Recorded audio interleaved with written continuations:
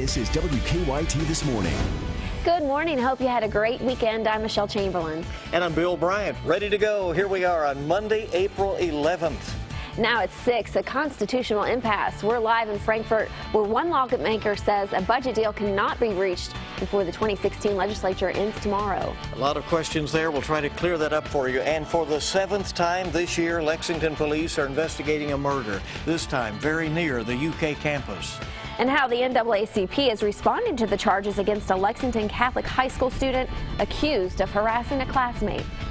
It looks like another bumpy day of weather into the afternoon today. I'm tracking showers and thunderstorms before things get a whole lot better into the next few days. I've got your full forecast coming up. All right, Mike, we'll see you in a bit, and let's get to the news. We're on the eve of the last scheduled day of the 2016 legislature, and Kentucky lawmakers have yet to reach a 2-year budget deal. Negotiators met several hours behind closed doors until almost midnight before suddenly coming out and saying they are at a complete impasse.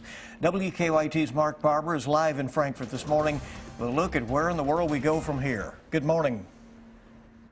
Good morning, Bill. Well, we only have one more workday in this legislative session, so we don't have a lot of wiggle room at this point in these budget talks. As you just mentioned, the House and the Senate, they met for hours yesterday, even until late into the evening, but they are still stuck in a stalemate here. Now, they only have, again, one more workday to resolve everything if we are going to pass the budget by April 15th. Now, Senate Republicans have always backed Governor Matt Bevin's proposed spending cuts for higher education.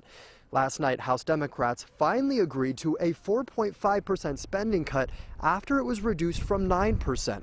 Their disagreement now centers around how much money should be put toward paying off more than $30 billion in state pension debt. The House and the Senate have until Friday to pass the budget. If they cannot agree by then the governor could call a special session that would be costly for taxpayers. House leaders say they are ready to continue meeting with the Senate on the budget. In a statement released after midnight, they said they still want to try to pass a budget by the end of the General Assembly. Their self-imposed deadline ends tomorrow. Will it be possible for lawmakers to strike a deal by then? Well, the House says they are trying to change their calendar to give them a little more space, a few more days here to pass a budget. We'll break that down for you coming up at 6:30 right here on WKYT. Okay, we will see where it all goes, and really, we're just waiting for some clarity on this matter as to whether they will be able to meet tomorrow and do something, or whether it's put off a day or two to give heads a chance to cool. A budget stalemate, as you called it. It really is, yeah, so we'll see where it goes. It's 6:03 now on WKYT, and this morning Lexington police are continuing to investigate a deadly shooting that happened over the weekend near the UK campus. Police say 2 men were shot early Saturday morning on Woodland Avenue. One of them later died. WKYT's Mike Byer is at our live desk this morning with what we know about that victim. Good morning, Mike. Good morning, Michelle. On Saturday, the city of Lexington saw its 7th homicide of the year, and police are still searching for the person who pulled the trigger, killing a man just steps away from the UK campus. Police tell us the shooting happened shortly before 2:30 Saturday morning at the Woodland Studio Apartments off Woodland Avenue. This is where investigators say 2 victims were standing outside an apartment when the suspect approached the men and shot each of them at least once. The Fayette County coroner says 28-year-old James Gordon died from his injuries at UK Hospital. Police tell us Gordon was shot in the neck. We're told the other victim, an 18-year-old man, was shot in the shoulder, which is said to be non-life threatening. Owners of the apartment complex tell us the people involved in the shooting do not live in the complex. Detectives believe this incident was not a random act and that there is a relationship between the parties involved. Now, police describe the suspect as a heavy-built man standing around 6 feet tall who was last seen wearing a yellow jacket. Now, police tell us no arrests have been made in the case. They urge anyone with information to come forward. At the live desk, Mike Byer, WKYT. A local chapter of the NAACP says a Lexington teenager accused of threatening a high school classmate should be charged with a hate crime. Right now, that Lexington Catholic student is charged with harassing communications and terroristic threatening. The victim's mother says the 17-year-old student threatened to lynch her son. The Lexington chapter of the NAACP says charging the student with a felony would send a message. These are things that we don't want to bring a hammer down on children, but at the same time we have to make sure that they understand that that kind of behavior is not acceptable. The hate speech that is going on inside of our schools when kids are just trying to get an education. Now, Lexington Catholic released a statement saying, quote, "As an academic institution, we must learn from this experience." Also saying they will become a more inclusive and welcoming community. The student who received the threatening messages is now attending a public school. Deputies in western Kentucky say a man is dead after he was shot by a 17-year-old. The Ohio County Sheriff's Office says the teenager shot 41-year-old Kevin Merritt while trying to defend his father. Deputies were told that Merritt was trying to attack the teen's father with a saw.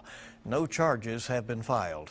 A former Western Kentucky University tight end is in some legal trouble this morning. 23-year-old Tyler Higbee was arrested over the weekend in Warren County. Police have charged him with assault and alcohol intoxication. They have not said what led up to the charges.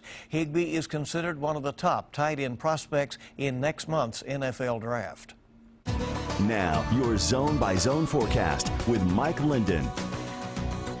Well, it doesn't exactly look like the best start so far to our work week. Things are a little ugly out there, tracking showers and thunderstorms set to work their way back into the bluegrass as we get into our afternoon. Doesn't exactly look so pretty, though, along northern Kentucky. That's where things are going to continue to stay wet through your morning hours. But if we take a wide look as to what's going on big picture wise, we are stuck between two fronts right now. A warm front that moved in yesterday is bringing us the winds coming in from the south and southwest, but off to our west, a cold front that extends all the way southward into Texas right now, bringing some severe weather to the Arkansas region. Now, it doesn't look like we'll see anything severe later, but it does look like some thunderstorms likely, especially when you have the winds coming out of the south and southwest. A lot of instability on the rise as we head into the afternoon today. Temperature-wise, how about the 50s? You got to love that to kick off the morning. And that is a big step up from where we have been lately. Most spots up by nearly 25 degrees from where we were just 24 hours ago. So along northern Kentucky, that's where we'll continue to see the active weather through the morning hours. But into the afternoon around 2-3 o'clock, that's when that front that, as I mentioned, is right now over Arkansas gets here. Moving pretty quickly, mind you. It looks like things will begin to organize and get a little loud as we head into the afternoon and early evening hours. You can see that very distinct line there. That is that front at around 6-7 o'clock, cutting across the Fayette County area, bringing what looks to be some heavy rain at times as well as some gusty winds. Of course, behind this front, things cool down. Yet again, it looks like at least for one more day, things are going to drop off, falling back into the 30s to kick off our Tuesday morning. Daytime highs also going to take a considerable step back as well for Tuesday afternoon. But things will dry out. Doesn't look like we'll be dealing with much active weather beyond that point. Now, Tuesday, as I just touched on, we'll just have the early chance, but things do get better as we head into the second half of our work week. How about Wednesday and Thursday, temperatures warming up, the sun returns. I mean, Michelle, you've really got to love it, especially if you've been putting off any outdoor plans. Here comes the sun. George Harrison would be proud. So excited. Yeah. Everybody's looking forward to that. Each morning we bring you weather and traffic together. Here's Officer Don with a look at what's happening on the roads. Good morning. Good morning. Well, we start off with a stalled car on the inner loop of Man o' War at Armstrong Mills. Should be out of the way before too long, but just to let you know, one lane is blocked in that area. Let's get a look outside and look at overall traffic flow this morning. Not too bad on the way in. Nicholasville looks good past Man o' War, and so does Harrodsburg Road through the crossover. Not seeing red to deal with, so that's the great news. As far as drive times go, you should be okay coming in from Nicholasville. 12 to 14 minutes right now from Jessamine County toward Lexington. Versailles will take about 10. Paris, we're looking at 20 minutes, and police are running radar on Paris Pike this morning, so be extra careful if that's your route. Now back to you in the studio. Okay, lots of info from Officer Don this morning, and he's out there on 98.1 The Bull with Deanne, and they're having a great time as always, so tune them in on your way in. Good to have you with us. Monday morning on WKYT is a brand new week, is off and rolling. The time now 6:09. A former NFL player is gunned down in New Orleans. A look at the Super Bowl champ's connection to his accused killer in 3 minutes. Good morning. Welcome back into WKYT this morning, where Kentucky mornings begin. It is 6:13 right now. Authorities in Louisiana are trying to determine what led a man to gun down a former NFL star over the weekend. 34-year-old Will Smith was shot to death Saturday night following a road rage incident in New Orleans. As Don Champion reports, there is a connection between Smith and his accused killer. A black and yellow tribute now marks the spot where former New Orleans Saints defensive end Will Smith lost his life. No matter what the situation is, no one should ever pull a gun on somebody else. Smith and his wife Raquel were on their way home Saturday night when authorities say his Mercedes SUV was rear-ended by a Hummer. Police say after a verbal altercation, the Hummer driver, Cardell Hayes, pulled a gun and shot Smith to death. His wife was shot in the leg. While this was an isolated incident, it is certainly tragic at every level and on all sides. Hayes' attorney maintains the situation started when his client's car was hit first. My client attempted to pursue that vehicle in an effort to get the license plate number and in an effort to report an accident. Before the shooting, Smith had dinner with former Saints teammate Pierre Thomas and former New Orleans Police Department Commander Billy Saravallo. Saravallo was among officers named in a lawsuit Hayes filed against the city over the police-involved shooting of his father in 2005. I think this is just wrong place, the wrong time. I mean, no way you can explain what happened. Police still have not yet determined whether that incident had anything to do with Saturday's tragedy. Don Champion, CBS News. As of right now, Hayes remains in jail on a $1 million bond. Smith's wife is expected to survive. The couple has 3 children. The 2016 presidential contenders continue to make their case to voters ahead of New York's critical primary next week.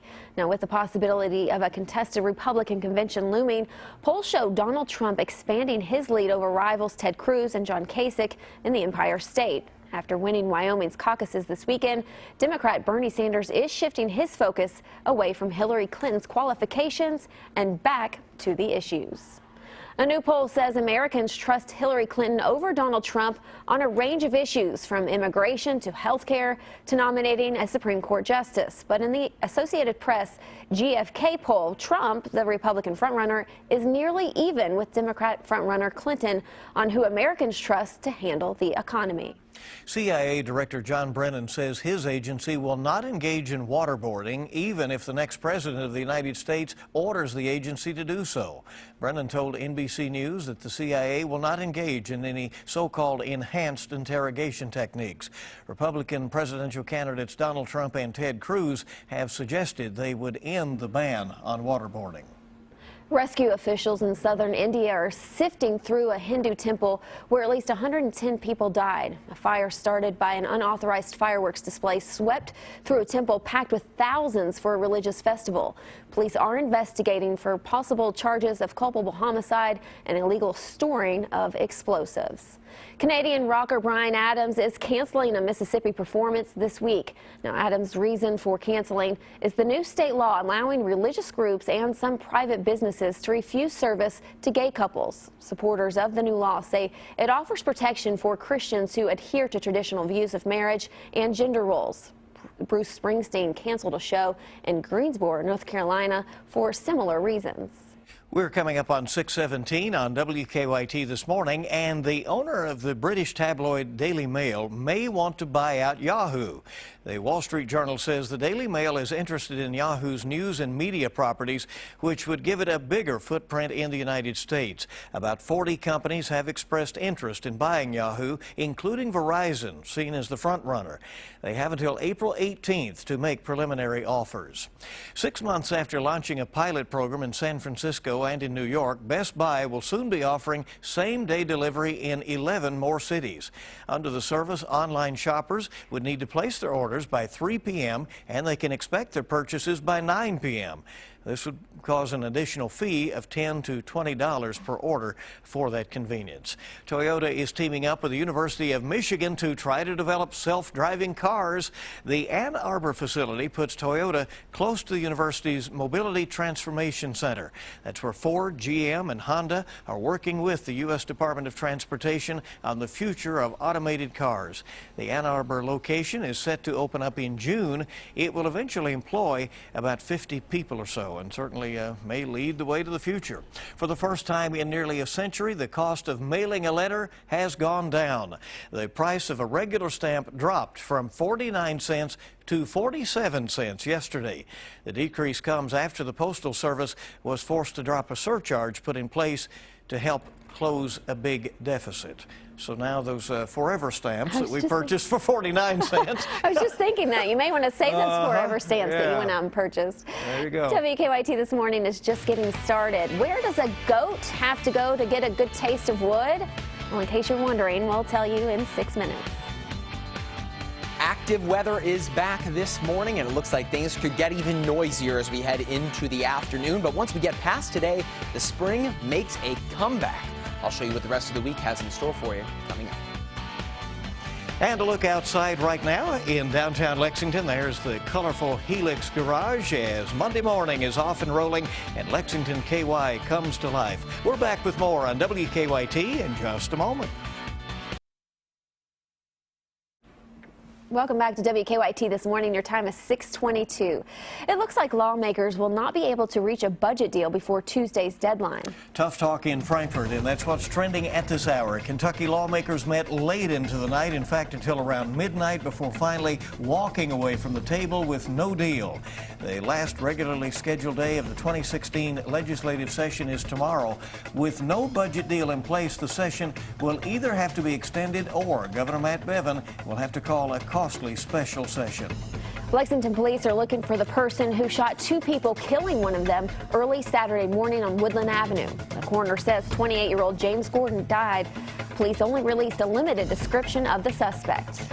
And we'll expect a few showers and storms today before things start to look better. Here is Mike Linden. That's right, Bill. Things are a little messy right now. The skies are overcast. It's not going to be the prettiest start to the work week, that's for sure. Right now, looking at a bulk of heavy rainfall sitting over the Jefferson County area or just to the west. Beyond that, over near the Texas-Arkansas area is the next round of active weather that will work its way to the bluegrass. It's all part of a complex frontal system working its way eastward into Kentucky. Overnight last night, a warm front has really brought us in a good feel this morning. You can see those winds coming in from the south and southwest. That's what you need when you want it to feel more like spring this time of year. But off to the west is that cold front that essentially is going to hit the reset button on the bluegrass and bring us what looks to be some active weather this afternoon. But as long as those winds continue to come out of the south and southwest, that's how we get back to feeling a lot more like spring. And it looks like this afternoon we will do just that. Back to the upper 60s, which is really close to normal. It's better than the 30s and 40s that we had this weekend, right? The active weather gets here into the second half of the day, close to 4 or 5 o'clock, and then progressing eastward across the bluegrass will get in on the potential thunderstorm chances and the heavy rain, not to mention gusty winds too. Really going to run the entire stormy gamut throughout the day today. But into Tuesday, once that front passes by, things calm down, things cool down a little bit, at least temporarily. And then for the rest of the work week, it's improvement upon improvement. Sunny skies and back to feeling a lot more like spring. Bill and Michelle, I think a lot of people are just waiting for that to be the case. And the season to finally get here. It's going to be easy to enjoy, you know. All right. Not complaining here. So get ready for that. Did you know apparently goats like coffee too? I did not know this. All right. Well, apparently a goat needed a caffeine fix when it wandered into a Starbucks in Northern California. Dispatchers got several calls yesterday morning about a goat at a strip mall. Now, employees who were opening the Starbucks tried to give the goat a banana. No. But the animal said, "Are you kidding me?" Yeah, not good enough. Yeah, that's what he said. And he started chewing on a box. Now, police took the goat into custody and brought it to the animal shelter, but not before snapping photos of it sniffing around the store. There it is. Proof a goat was at the Starbucks. We all need a little caffeine, right? I guess, yeah. Sam, the dog, has gone where no stuffed animal has gone before, into the stratosphere. Teachers and students at an elementary school in northwestern England strapped the white fluffy school mascot to a high-altitude helium balloon and then launched him from a hotel roof last week. GoPro. Went for a big ride. Sam rose some 15 miles, and then all of a sudden the balloon burst, as will happen. Sam's journey was all captured on video. The camera and the GPS tracker, by the way, have been found, but Sam is still missing. So we'll see if he turns up. Where could he be? No one knows. That's right. Somewhere around there, I would think. The law of gravity. All right, 6:26 on WKYT on your Monday morning. When WKYT This Morning returns, what we've learned about a man killed in a Lexington crash who worked for a well-known magazine for decades. All of our top stories are on the way. Tuesday night's Mega Millions jackpot is $72 million, and Wednesday night's Powerball jackpot is $184 million. We're coming right back on WKYT This Morning.